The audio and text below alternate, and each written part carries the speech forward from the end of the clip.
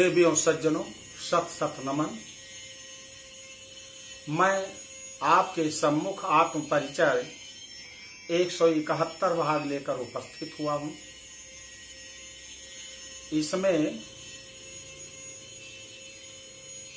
मूल शांति की कथा का वर्णन है, रेवती का वर्णन है। तो सबसे पहले आदि शक्ति माता भगवती की जय। सूतोवाच, सूत जी कहते हैं कि इतनी बातें माता भगवती की सुनने के बाद सूत जी कहते हैं, इति श्रुत्वा कथाम दिव्याम विचित्राम कुंभ संभवः शुश्रूषुः पुनराहेदं विशाखं विनयान्विता। अगस्त्य उवाच, देवसेनापते देव विचित्रेयं श्रुता कथा पुनरन्यच्च माहात्म्यं वद भागवतस्य मे। स्कंदोवाच, मित्रावरुण संभूत मुने शृणु कथयामिमाम्। यत्रैकदेश महिमा प्रोक्तो भागवतस्य तु वर्ण्यते धर्म विस्तारो गायत्रीमधिकृत्य च। गायत्र्या महिमा यत्र तद्भागवतम् इष्यते। भागवत्या इदं यस्मात् तस्मात् भागवतं विदुः। ब्रह्मा विष्णु शिवाराध्या परा भगवती सा।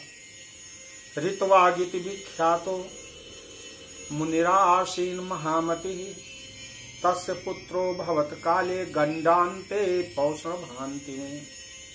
सा तस्य जात कर्मादि क्रियाश्चक्रे यथा विधि चूड़ोपनयन आदिंच संस्कारानापि सोपकरोत।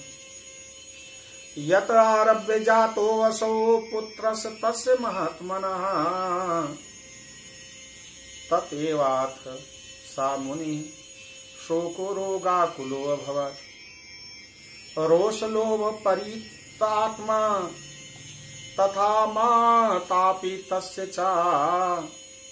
बहुरोगादिता नित्यं शुचा दुखी कृता भृशम्। ऋत्वाक् सा मुनिश्चिन्ताम् उवाप भृश दुःखितः। किमे तत् कारणं जातं पुत्रो मे अत्यंत दुर्मतिः। कश्चिन मुनिन् पुत्रस्य बलात् पत्नीं जहार चा। मेने शिक्षां पितुर्नाशो न चा मातुर्विमूढरी। ततो विषण्णं चित्तस्तु ऋत्वाग्ब्रीदिदम्। आपुत्रतां वरं नृणां न कदाचित् कुपुत्रता।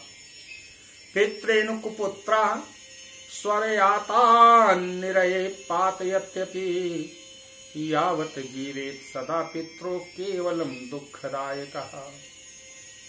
पित्रो दुःखाय धिग्जन्म कुपुत्रस्य च पापिनः। सुहृदामनोपकाराय नापकाराय वैरिणम्।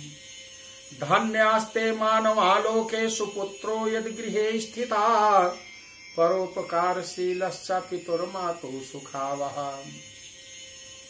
कुपुत्रेण कुलं नष्टं कुपुत्रेण हतं यशः।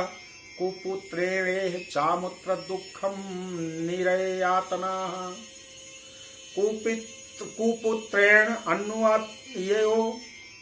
कुपुत्रेण अन्वायो नष्टो जन्मं नष्टं कुभार्या। कुभोजनेन दिवसा कुमित्रेण सुखं कुतः। स्कंदुवाच, एवं दुष्टस्य पुत्रस्य दुष्टैराचरणैर्मुनिः। एवं दुष्टस्य पुत्रस्य दुष्टैराचरणैर्मुनिः। तप्यमानो अनिशं काले गत्वा गर्गं पृच्छत। ऋत्वागुवाच, भगवन्स्त्वामहं प्रष्टुमिच्छामि वद तत्प्रभो। ज्योतिषशास्त्रस्य चाचार्य पुत्र दौशिल्य कारणम्। व्यास जी कहते हैं, हे ऋषिगण, यह अभी तक आपने बड़ी ही विचित्र और पवित्र कथा को सुना है। अब भगवान कार्तिकेय से अगस्त्य जी कहते हैं कि हे सुर सैन्यपते स्कंद जी, आपने बड़ी सुंदर कथा को सुनाया, मैंने सुना। स्कंद जी ने कहा, हे मित्र वरुण आत्मज मुने, यहाँ पर एक कथा मैं और आपको सुनाना चाहता हूं, जिसमें देवी भागवत की एक देशीय महिमा बताई गई है। जिस कथा में गायत्री की महिमा गाई गई हो उसे भागवत कहते हैं। जिस कथा में गायत्री की महिमा गाई गई हो उसे भागवत कथा कहते हैं। भागवत की परिभाषा यही है कि जिस भागवत में गायत्री की महिमा गाई गई हो उसे भागवत कहते हैं। इसलिए अब मैं गायत्री के आधार पर धर्म का विस्तार पूर्वक वर्णन करता हूं। भगवती संबंधी यह पुराण है, इसलिए इसे भागवत पुराण कहते हैं।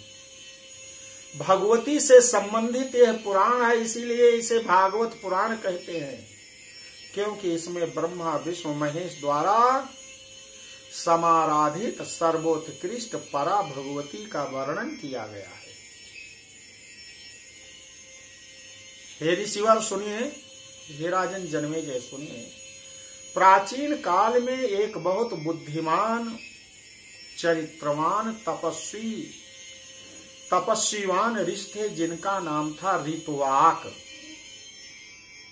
बड़े सत्यवादी थे। कुछ समय बाद उन्हें एक पुत्र हुआ, जो रेवती नक्षत्र के अंत में पैदा होने के कारण गंडांत योग में पड़ा। मूल के 6 नक्षत्र हैं: मूल, ज्येष्ठा, श्लेखा, मघा, रेवती, अश्विनी। तो रेवती के चतुर्थ चरण में पैदा होने से गंडांत योग में ऋतुवाक ऋषि का पुत्र जन्म लिया। मुनि ने उसका जातक कर्म संस्कार 27वें दिन मूल शांति का पूजन करा करके किया और चूड़ाकरण, उपनयन, जनेऊ आदि संस्कारों को भी विधिवत संपन्न कर दिया। उपनयन, चूड़ाकर्म संस्कार विधिवत किया ऋषि ने, किंतु जब से वह पुत्र उस महात्मा के घर में जन्म लिया, तब से मुनि सर्वदा रोग शोक से ग्रसित होने रहने लगे, अब व्याकुल रहने लगे। यहाँ तक कि क्रोध एवं लोभ की मात्रा भी उनमें दिनों दिन बढ़ने लगी। साथ ही उसकी माता भी सर्वदा रोगी और दुखी रहने लगी। इस प्रकार ऋतुवाक मुनि बड़े चिंतित होते हैं, दुखी होते हैं और विचार करते हैं, हाय क्या कारण है कि ऐसा कुपुत्र मेरे घर में जन्म लिया है, जिसके कारण हम सभी प्रकार दुखी हैं। यही नहीं, जवान होने पर वह मुनि पुत्र ऐसा दुष्ट निकला कि एक बार किसी दूसरे मुनि कुमार की स्त्री को जबरदस्ती हरण कर लिया। उस मूर्ख कुपुत्र ने माता पिता का कहना नहीं माना, उनकी शिक्षा एवं संस्कृति पर तनिक भी ध्यान नहीं दिया। तब वह खिन्न भिन्न दुखी मन से ऋतुवाक मुनि ने अपने मन में विचार करते हैं कि संसार में अपुत्र रहना अच्छा है, पर कुपुत्र होना कभी अच्छा नहीं होता। क्योंकि कुपुत्र अपने स्वर्ग में गए हुए पितरों को भी नरक में गिरा देता है और जीवन पर्यंत अपने माता पिता को दुख देता रहता है। ऐसे कुपुत्र एवं पापी पुत्र के जन्म को बार बार धिक्कार है। जो सर्वदा माता पिता को दुखदाई हो और जो मित्रों का उपकार करे तथा जो शत्रुओं को भी जीत न सके, ऐसे मनुष्य का जन्म लेना व्यर्थ है। इसलिए वे मनुष्य संसार में धन्य हैं जिनके घर में ऐसा पुत्र पैदा हो जो परोपकारी तथा माता पिता को सुख देते हो। ऐसे पुत्र अच्छे होते हैं। शास्त्र में लिखा हुआ है कुपुत्र से कुल नष्ट हो जाता है। कुपुत्र पैदा होने पर पूर्वजों का यश भी चला जाता है। यहां तक कि घर में कुपुत्र के होने से लोक परलोक में दोनों जगह नारी की यातना भोगनी पड़ती है। नीतिकारों का कहना है कुपुत्र से कुल का नाश होता है, कुभार्या से जीवन का नाश होता है, कुभोजन से दिन का नाश होता है, कुमित्र से मैत्री एवं सुख का नाश हो जाता है। स्कंद जी ने कहा, हे मुने, इस प्रकार अपने कुपुत्र की दुष्टता से दुखी होकर ऋतुवाक मुनि ने सोचा कि मैं गर्ग महर्षि के पास जाकर के अपने इन प्रश्नों का उत्तर जानने का प्रयास करता हूं। अब गर्ग के पास जाते हैं। हाथ जोड़कर निवेदन किया कि हे ऋषिवर, हे महानुभाव, आप ज्योतिष शास्त्र के मर्मज्ञ हैं, आचार्य हैं, इसलिए आपसे मैं कुछ पूछना चाहता हूं। आप बताने की कृपा कीजिए ऋषिवर। हे देवज्ञ मुने, मेरा पुत्र दुराचारी क्यों है, जबकि मैंने ब्रह्मचर्य पूर्वक सांगोपांग वेदाध्ययन करने के बाद समय पर विधिवत विवाह किया है और अपनी धर्म पत्नी के साथ गारहस्थ जीवन का पालन करते हुए विधिवत पंच महायज्ञ भी किया है। हे विप्र, मैंने सुना है कि या पुत्रस्य गतिर्नास्ति स्वर्गे नयु चा, इसलिए नरक के भय से मैंने विधिवत गर्भाधान संस्कार भी किया। केवल काम सुखोपभोग के लिए ही नहीं किया था। फिर भी हे मुने, यह पुत्र इस प्रकार दुष्ट, दुखदाई, दुराचारी, बंधु बांधवों को कष्ट देने वाला क्यों पैदा हो गया? इसमें मेरा क्या दोष है अथवा इसकी माता का क्या अपराध है? आचार्य जी मुझे बताइए। ऋतुवाक मुनि के इन वचनों को सुनकर ज्योतिर्विद श्री गर्गाचार्य ने भली भांति कारण विचार कर कहा, हे मुने, आपके पुत्र की कुपुत्रता में ना आपका दोष है, ना आपकी माता का ही कुछ अपराध है और न वंश का दोष है। यह सब दोष है गंडांत योग का, क्योंकि रेवती नक्षत्र के अंतिम चरण में पैदा होने वाले बालक ऐसे ही होते हैं। इसी कारण तुम्हारा पुत्र भी ऐसा कलंकी हुआ है। इसलिए हे मुने, दुष्ट योग में उत्पन्न होने के कारण ही आपको दुखदाई पुत्र जन्मा है।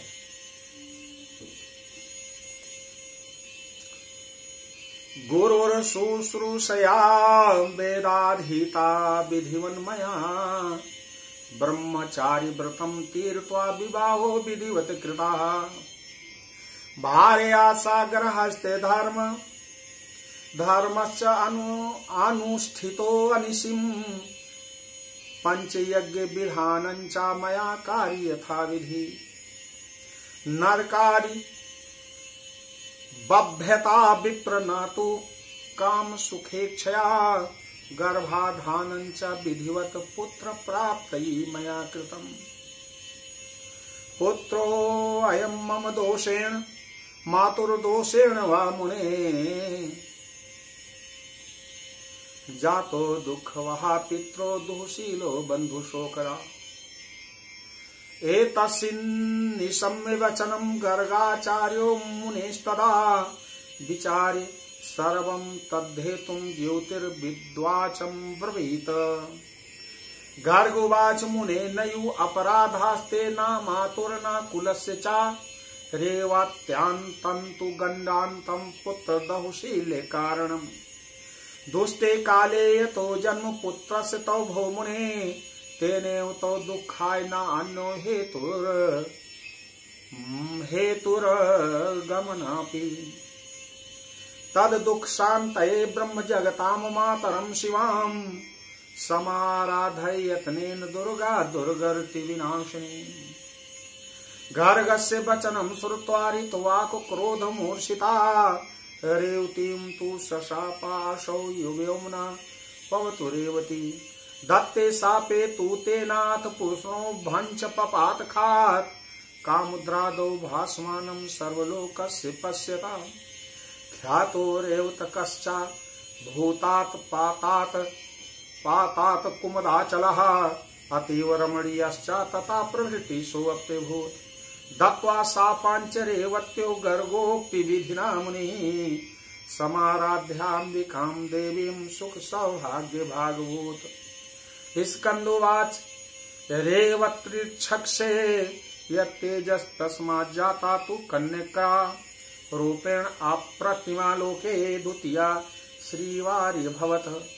अथा तां प्रमुचा कन्यां रेवती कान्ति संभवां दृष्ट्वा नाम चकारास्या रेवतीति मुदा मुनि। गर्गाचार्य ने कहा ये गंडांत योग का दोष है, इसलिए आपको दुखदायी पुत्र जन्मा है। इसके अतिरिक्त और कोई दोष का कारण नहीं है ऋषिवर।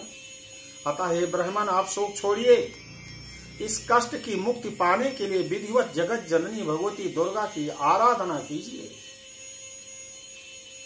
क्योंकि वहां दुर्गति नाशिनी वही है। गर्ग मुनि की बात सुनकर ऋत्वाक मुनि क्रोधित हो गए और शाप देते हुए उन्होंने कहा, रेवती नक्षत्र आकाश से नीचे तू गिर जा। मुनि के अभिशाप से शीघ्र ही रेवती नक्षत्र सबके देखते देखते आकाश से पतित होकर कुमुद पर्वत पर आ गिरा और चमकने लगा। तभी से कुमुदाचल पर्वत का नाम रेवतक पर्वत भी हो गया, जो सबसे रमणीक और पवित्र कहलाता है। रेवती को शाप देकर ऋत्वाक मुनि गर्गाचार्य की बताई विधि के अनुसार भगवती की समाराधना करके सुख शांति पूर्वक रहने लगे। सुख शांति पूर्वक रहने लगे। तो देवियों सज्जनों, मैंने आपको यहां तक की कथा सुनाई। से इस कथा आगे के परिच्छेद में सुनाऊंगा, इसलिए आप शुरू से अंत तक इसे सुने और अपने संपूर्ण दुख और कष्टों का निवारण करके जीवन में आगे बढ़ते जाएं। बोलो जगत जननी माता जगदम्बा की जय।